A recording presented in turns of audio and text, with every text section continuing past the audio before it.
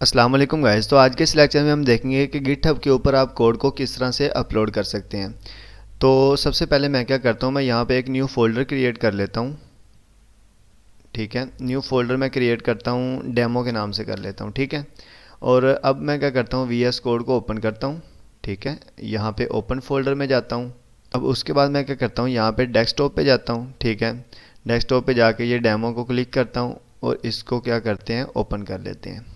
ठीक है, अब इस फाइल के अंदर मैं कोड लिखूंगा जो कि हमने क्या करना है, गिटहब के ऊपर अपलोड करना है। अब गिटहब के ऊपर कोड अपलोड करने के दो हमारे पास मेथड होते हैं। नंबर वन, तो हम क्या कर सकते हैं, यहाँ से वी एस कोड से ही आप गिटहब के ऊपर कोड को अपलोड कर सकते हैं। और नंबर टू होता है कि आप वहाँ पे जाएं, ठीक है, गिटहब के ऊपर जाके रेपोजिटरी क्रिएट करके वहाँ से कोड को अपलोड करें। तो दोनों मेथड जो है वो मैं आपको बता दूंगा। अब सबसे पहले यहाँ पे क्या करते हैं, एक डेमो कोड ही लिख लेते हैं। ठीक है, सी प्लस प्लस पाइथन का लिख लेते हैं, क्योंकि पाइथन का जो है ना वो कोड ईजी है। ठीक है, उसका मेन फंक्शन वगैरह जो है ना हमें नहीं बनाना पड़ता। तो अब मैं क्या करता हूँ, मैंने यहाँ पे हेलो लिख लेता हूँ। अब फॉर एग्जांपल मैंने ये वाला जो डेमो है ना, इसको अपनी गिटहब प्रोफाइल के ऊपर जो है वो अपलोड करना है। ठीक है, तो अब देखें यहाँ पे हमारे पास क्या आउटपुट आ गई, हेलो। अब मैंने इसको गिटहब के ऊपर अपलोड करना है। वो किस तरह से करना है, सबसे पहले आपने एक कमांड रन करनी है, गिट इनिट की। ठीक है, कौन सी कमांड, गिट इनिट की। ठीक है, उसको रन करने के बाद यहाँ पे देखें आया initialize an empty git repository. ठीक है, अब देखें यहाँ पे जो एम्प्टी रेपोजिटरी बनी है वो डेमो वाले फोल्डर में बनी होगी। देखें हमने सिर्फ फाइल कौन सी बनाई है, डेमो की, लेकिन यहाँ पे डॉट गिट के नाम से भी एक फ़ाइल बनी हुई है। तो ये वाली जो है ये गिट की फ़ाइल है। गिटहब जो हमने कोड गिट के ऊपर अपलोड किया है ना, वो ये है। अब डायरेक्टली कोड गिट के ऊपर नहीं जाता। सबसे पहले जब हम कोड को पुश करते हैं ना, कमेंट करते हैं, तो वो इस फाइल के अंदर आता है। फिर हम क्या करते हैं, इस फाइल को गिटहब के ऊपर अपलोड करते हैं। तो देखें, अब मैंने एक एम्प्टी रेपोजिटरी क्रिएट कर दी। अब रेपोजिटरी कहाँ पे क्रिएट हुई है, ये फोल्डर के अंदर, यहाँ पे रेपोजिटरी क्रिएट हुई है। ठीक है, रेपोजिटरी गिटहब के ऊपर अभी हमने कोई काम नहीं किया। अभी हमने क्या किया है कि जो फोल्डर था ना हमारे पास, उसके अंदर हमने एक रेपोजिटरी क्रिएट कर दी है। ठीक है, अब मैं क्या करता हूँ, अब यहाँ पे एक और कमांड आपने रन करनी है, गिट ऐड डॉट। ठीक है, अब गिट ऐड डॉट आपने रन करनी है। उसके बाद आपने क्या करना है, गिट कॉमिट माइनस एम, और यहाँ पे आपने कमेंट लिख देना है। मतलब कि कमेंट का मतलब ये है कि आप जो ये कोड है ना, अब गिट इनिट की कमांड हमने क्यों रन की थी, रेपोजिटरी को क्रिएट करने के लिए। ठीक है, और गिट कॉमिट हम किस लिए कर रहे हैं कि जो हमने कोड किया है ना, उसको हमने उसके अंदर पुश करना है। तो उसको हम क्या करेंगे, देखें यहाँ पे ए आ गया। ठीक है, तो पहले यहाँ पे क्या था, यू था। तो जब हम आप गिट इनिट की कमांड और गिट ऐड डॉट की कमांड जो है वो रन कर देंगे, तो उसके बाद यहाँ पे क्या आ जाएगा, ए आ जाएगा। ठीक है, अब देखें यहाँ पे मैं लिखता हूँ फर्स्ट कॉमिट।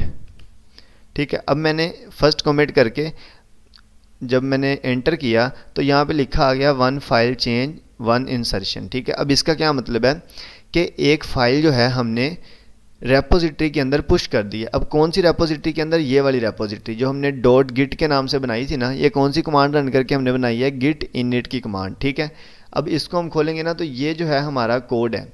बाकी जितनी भी फाइल्स हैं उसको जो है वो आप इग्नोर कर दें, क्योंकि वो गिट की अपनी होती हैं। ठीक है, हमारा उससे कोई लेना देना नहीं है।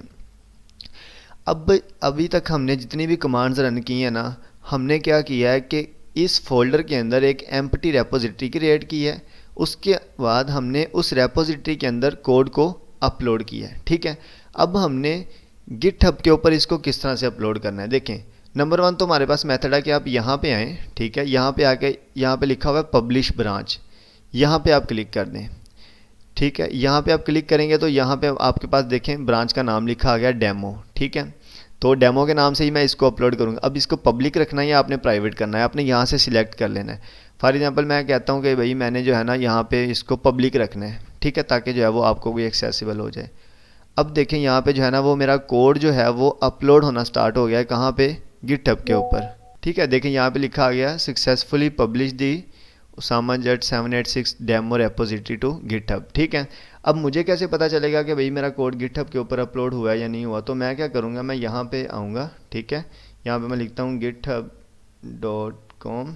ठीक है, github.com सिर्फ लिख लेते हैं। ठीक है, और यहाँ पे जो है वो मेरी प्रोफाइल ओपन हो जाएगी। ठीक है, अब मैं क्या करता हूँ, मैं यहाँ पे जाता हूँ, व्यू प्रोफाइल में जाता हूँ।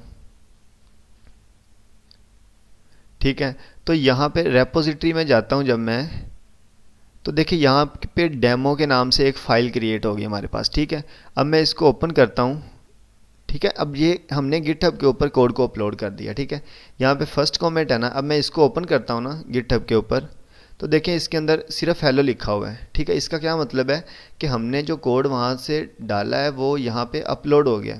अब देखें अगर मैं इसमें थोड़ी और चेंजिंग करता हूँ, ठीक है, मैं क्या करता हूँ, ठीक है, मैं हेलो 2 दफ़ा लिख देता हूँ। ठीक है, अब मैंने चेंज कर दिया है। अब देखें यहाँ पे क्या लिखा आ गया हमारे पास, एम लिखा आ गया। मतलब इसका क्या मतलब होता है कि हमने उसी फाइल को चेंज किया है। ठीक है, लेकिन अभी तक हमने उसको कमेंट नहीं किया।